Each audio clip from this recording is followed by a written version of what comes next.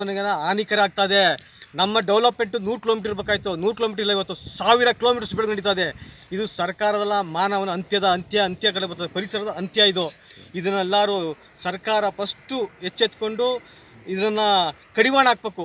ನಾವು ಡೆವಲಪ್ಮೆಂಟ್ ಅನ್ನೋದು ಕಡಿವಾಣ ಹಾಕಿ ಇರುವಂಥ ಪರಿಸರದಲ್ಲಿ ಏನು ಮಾಡಬೇಕಾದ್ರೆ ಮಾಡಿ ಇರೋಂಥ ಮಾನವರಿಗಾಗ್ಬೋದು, ಪರಿಸರಗಳ ಪ್ರಾಣಿ ಪಕ್ಷಿಗಳಿಗೆ ಇವತ್ತು ಅವ್ರು ಕೂಡ ನಿಲ್ಲಬೇಕಾಗ್ತದೆ. ಒಂದು ಪಕ್ಷಿಯೂ ಕೂಡ ಅದೇ ಸ್ವಾತಂತ್ರ್ಯ ಇದೆ. ಆ ಪಕ್ಷಿ ಇವತ್ತು ಈ ಮಲಿನದಿಂದ ಸಾಯ್ತಾ ಇದೆ.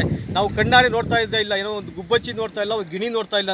ನಾವು ಆಟ ಆಡೋ ವಯಸ್ಸಲ್ಲಿದ್ದಾಗಂತ ನಾವು ಗುಬ್ಬಚ್ಚಿ ಜೊತೆ, ಕಾಗೆ ಗೂಬೆಗಳ ಜೊತೆ ಆಟ ಆಡ್ತಾ ಇದ್ದೀವಿ. ಇವತ್ತು ಗೊಂಬೆಗಳ ಜೊತೆ ಆಟ ಆಡೋ ಸ್ಥಿತಿ ಬಂದಿದ್ದೀವಿ. ಇದನ್ನು ಗಮನಿಸ್ಕೊಂಡು ಸರ್ಕಾರ ಫಸ್ಟು ಅದು ನಿಲ್ಲಿಸಬೇಕು.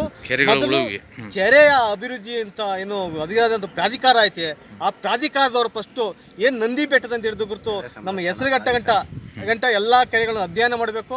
ಆದರೆ ಆ ಕಡೆ ಈ ಕಡೆ ಇರುವಂಥ ಎಲ್ಲ ರೆಸಾರ್ಟ್ಗಳಿರ್ಬೋದು, ಆಮೇಲೆ ಒಂದು ರೆಸಾರ್ಟ್ಗಳಿರ್ಬೋದು, ಡಾಬಾಗಳಿರ್ಬೋದು, ಇವುಗಳನ್ನು ಫಸ್ಟು ಮುಚ್ಚಬೇಕು, ಸಂಪೂರ್ಣವಾಗಿ ಮುಚ್ಚಬೇಕು. ಅಲ್ಲಿ ನಡೀತಂಥ ಎಲ್ಲ ನೈರ್ಬಲ್ಯಗಳನ್ನು ನೇರವಾಗಿ ಕೆರೆಗೆ ಬಿಡ್ತಾ ಇದ್ದಾರೆ. ಅಷ್ಟೇ ಅಲ್ಲ, ಫಸ್ಟು ಕೈಗಾರಿಕೆಗಳನ್ನು ಫಸ್ಟು ಅಲ್ಲಿ ನೀವು ಮಾಹಿತಿ ಕೊಡಬೇಕು. ಇದನ್ನು ಪರ್ಮಿಷನ್ ಕೊಡಬೇಕಾದ್ರೆ ಕಟ್ಟುನಿಟ್ಟಾದ ಮಾಹಿತಿಗಳು, ಅದನ್ನು ನಿಬಂಧನೆಗಳು ಹಾಕಿ ನೀವು ಕೊಡಬೇಕಾಗ್ತದೆ. ಇದನ್ನು ಫಸ್ಟ್ ಸರ್ಕಾರ ಗಮನಿಸಬೇಕು. ಇದ್ರ ಮುಖಾಂತರ ನಾನು ಆ ಸರ್ಕಾರಕ್ಕೆ ನಾನು ಮನವಿ ಕೊಡ್ತಾ ಇದ್ದೀನಿ.